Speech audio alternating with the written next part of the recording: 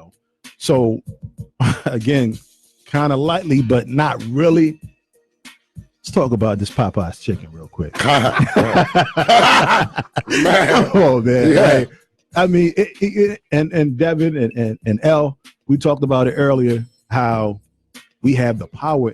We have so much power and influence. It's crazy, but for the most part, we use that in a way that's not beneficial to us. It always benefits the system. It benefits the man, and we end up cooning on the other side of it.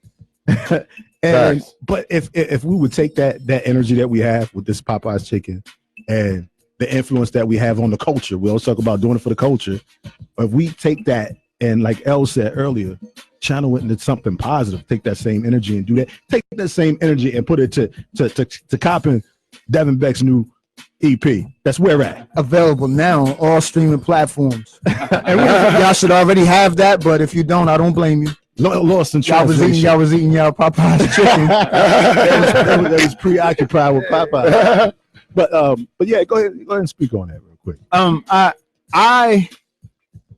tried the sandwich because I saw it everywhere. Right. Now, the lines wrapped around it looked like they was waiting in the line for J's. I've seen people fighting because they ran out of chicken sandwiches. Man, I think it's just a bit ridiculous. Man. I think when we grab onto something, we do it like to death. And I just think, what do they say? Something like 25 million in a week. Yeah. Something like that. They sold 25. That shows you the power that 23 is 23. Yeah. But that shows you the power that we really have. And if we, like you just said, if we take that power and put it towards something positive. Now, not that this chicken is a negative thing, but I just don't see the point. It was positive to a lot of hungry bellies out there. I mean, but my man was just talking about his aunt made the best chicken sandwiches. You know what I mean? But why don't we have that same energy toward Black-owned businesses? My man. Facts. Exactly. If we had this same kind of energy toward Black-owned businesses, where could we be? Somebody could have made $23 million this weekend. A black man. That's a lot of bread. A black man. With his grandma or his aunt's recipe. Right. Yeah. When we running the Popeye. First of all, I love a good chicken sandwich. I don't want to be adverse chicken. I do like a good chicken sandwich. Sometimes I hate when we lend our voice to a conversation that didn't ask us. Like you'll see black people will argue over Verizon, Sprint. Like we'll argue over the services that we use and not benefit at all. Like you're not getting a cheaper bill. You're not getting any stock options. You're not getting it, but yet you're pushing the agenda of somebody else's thing. And yet you get the least amount of benefit and then take a position on it where you're ready to take it to some places that it doesn't need to go over some chicken. Facts. So I that was my biggest takeaway. Like, yo, come on, man. Like, and the internet, as much as we clown it, as much as we give it a hard time, it shows us.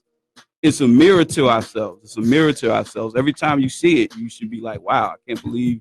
Instead of we're adapting the way we see things, we just adapt to the behavior instead of looking at it and having some objectionable thought or some like, yo, what are we fighting for chicken for? Right. Or why am I, before I do anything on the internet, I always try to take 1 second to say, why am I doing this? Like, am I doing this for clout?